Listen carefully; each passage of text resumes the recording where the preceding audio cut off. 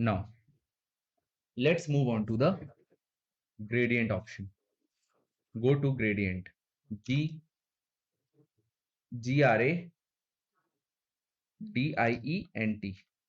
Gradient. Enter. Now again it will ask, same option will be there. Okay. Pick point. Let us give this as my pick point. Yes. Okay. So I got this. So that's the gradient. Actually, you can change your gradient as well. Gradient type from here. Okay. We have different gradients from here. You can change it how you want. You can change the color. We have two colors. Yes.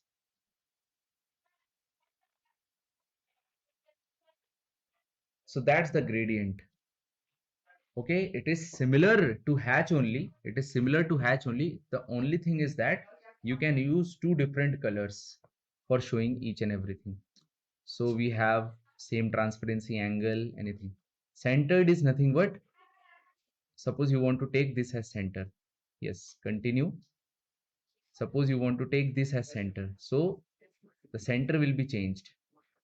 The position will be changed. If you take this as center, go to centered, take this as center. Yes, means to change the origin.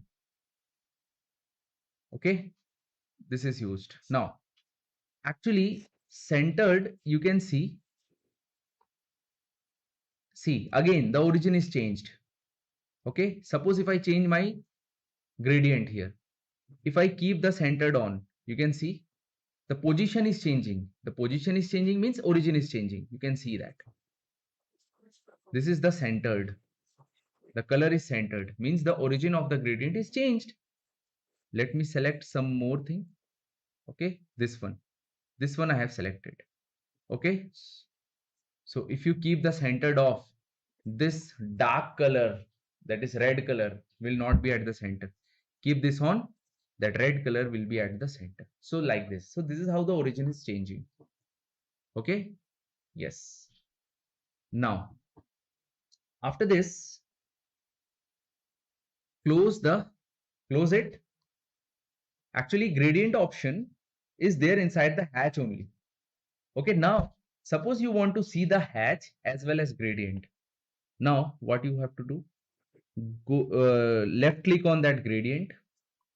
We have option, go to options, select this option, send to back. Means I want my gradient to go at the back, and close. So see, the hatches will come front and the gradient will go at the back, and this is how it will look. I hope you got my point. Yes. So this is how it will work. I hope you understood it. So go to gradient, that hatch edit will only open. See, hatch creation only will open, and same annotative, every options are same here. Okay, you can keep this gradient, go to send to back. Actually boundary is nothing but your boundary, the rectangle one. Okay, so send to back, sorry, bring to front. Select bring to front. If you do bring to front, close, just a second, send to back and close. See, that hatch has been sent to back because I selected the hatch in the hatch editor and do it like this. Now again select this gradient. If you want that hatch to come front, so select this gradient and go to send to back. So this is how it will work. Now hatch and gradient both are visible. So this is how it works, hatch and gradient. Okay. Yes, because associative was on, so you can change it like this. See, the center is here now. center of the gradient is here now. See, as you keep on increasing the length, the center is also increasing. I hope this is very much clear. Hatch and gradient. Now let us see one more option in hatch. Suppose we have a region which is not fully closed, which we have a gap, very little gap, very small gap. Okay, and I want to hatch this particular area. So how to do that? Go to hatch, enter. Okay, put internal points. It will not be hatched. See, this warning you might have seen in my previous in the hatch chapter only. Continue hatching this area. See, just don't do that. Go to hatch, go to options here. In the option you have gap tolerance of 20. Actually 20 is nothing but the 20 mm. Means if the gap tolerance, if the gap is less than 20, hatch will be done. If the gap is less than 20 mm, the hatch will not be done. So as of now, I am keeping the hatch as 20. Hatch gap tolerance as 20. Okay. Now pick the internal region. Continue hatching this area. Yes. See, this is how it hatched. Because solid is selected, that's why solid. You can change it. You can increase the scale. So you can see, even though there is a gap, the hatch is done. So this is how it works for open region. Actually, this was open from here. If there is a gap in the closed region. Okay. So let me take one more example. Now we have a more gap. Okay. Go to hatch. Okay. Now the gap tolerance is 20. Let me try it. See what it is doing.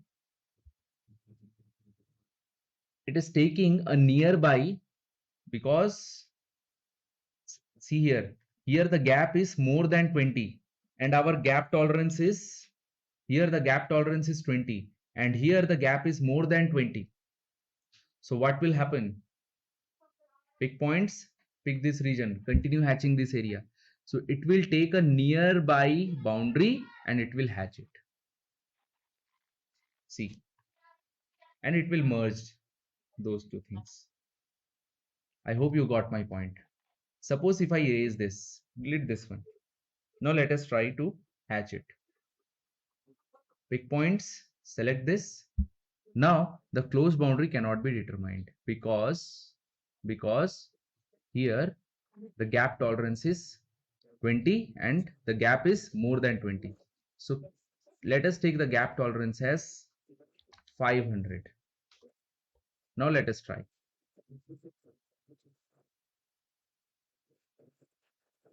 See, it will not happen. Yes. Let me recreate it again. I will explain what these symbols are. Don't worry. I will explain. See, as of now, you are not in a state to understand those symbols. So go to hatch. Okay. Pick points. So it will not happen because the gap tolerance is very small. Okay. Yes. Suppose if I give a gap tolerance of, let us give it as 500. Now select this. It will not happen. So I have to explain some more commands to do this. Redraw and re-region. Region actually. Okay. Yes. So the hatch will not be there because the gap is too big. Okay. Let us try one more thing. Here again, the gap is too big. Go to hatch. Go to options. Now the gap tolerance is 500. Okay, now pick the point. It will not happen because see, there might be gaps between the boundary objects, or the boundary objects might be outside of the display area. Okay, okay, not an issue. See, red circles are temporarily displaced to identify possible gaps in the boundary.